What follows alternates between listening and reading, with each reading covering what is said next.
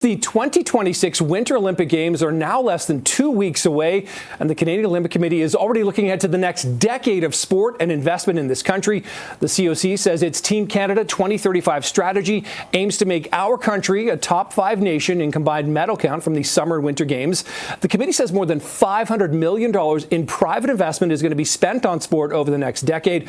This goal also includes getting 1 million more young people to participate in organized sport. Joining me now, Katie Vincent, Olympian, and David Shoemaker, the CEO and Secretary General of the Canadian Olympic Committee. Great to have both of you here this morning. Thanks for joining us. David, we've talked a lot about sport in this country and the success of sport in this country. This seems just an enormous deal. $500 million over 10 years. This must really excite you, especially in your position. There's so much exciting going on right now. We're 10 days away from the opening ceremony of the Milano Cortina 2026 Games, and we thought no better time than to launch Team Canada 2035. What's not often understood is that we are largely privately funded by 39 marketing partners, so the likes of Lululemon, Bell, RBC, Canadian Tire, our premier national partners. And we are committing $500 million over the next decade in this long-term strategy. It's founded on 3 pillars: podium, play, and planet. We do great to put athletes on the podium, but we're doubling down to get better at it and to put more Canadian athletes and help them, and like athletes like Katie Vincent, Olympic champion, achieve their dreams.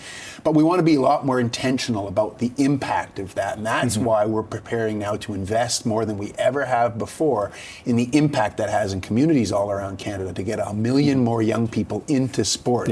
We're connecting the dots, and we don't think any other Olympic committee in the world has done this before. It's pretty remarkable. The health benefits alone of that are significant for just the country's population. David, some people may be watching and saying, is this just own the podium all over again? Can you distinguish or talk about the enhancements in a way? Well, that's what's very intentional about this, is that we think we've done an incredibly good job about getting athletes on the podium, getting Canadian teams on the podium, and we're committed to that. That is very important, we think, now more than ever, when it's incredibly important for Canadians to see athletes on the podium. We're committing ourselves to do that over the next 10 years.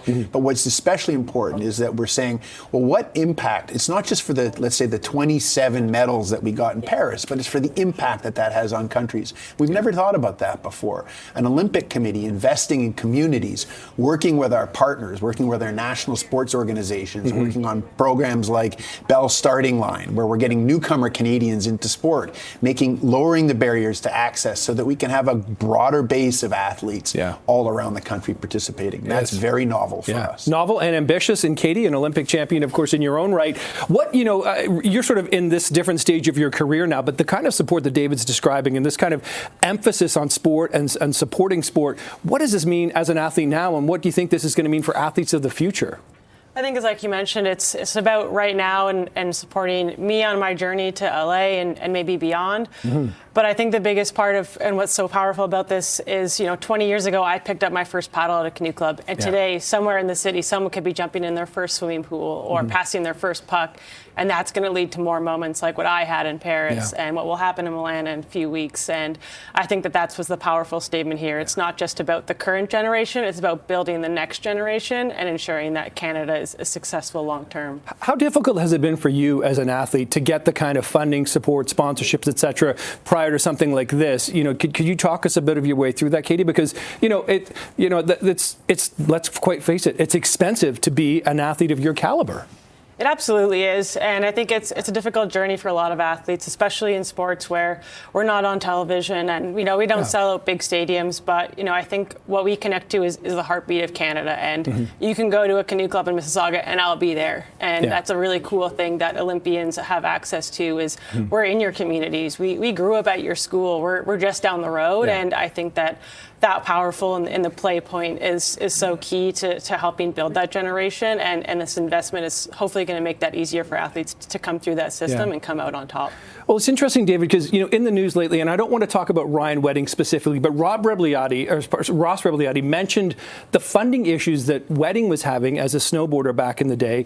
He turned to what he allegedly turned to here. But this, I think, highlights this point that Canadian athletes haven't seen enough. And with this kind of ambitious project, you can really give Canadian athletes this opportunity in sports that may not get all the glory, may not get all the coverage. But how significant do you think this is going to be, like 5-10 years from now? It's Project or Team Canada 2035. Just put that into context. Well, we think a life in sport teaches you valuable lessons, whether you become an Olympic champion like Katie Vincent, or whether you do it at the community level and learn all the lessons of leadership and teamwork and communication, how to win well, how to lose well. And so that's why we're investing not just in high performance sport, but investing in communities in Canada.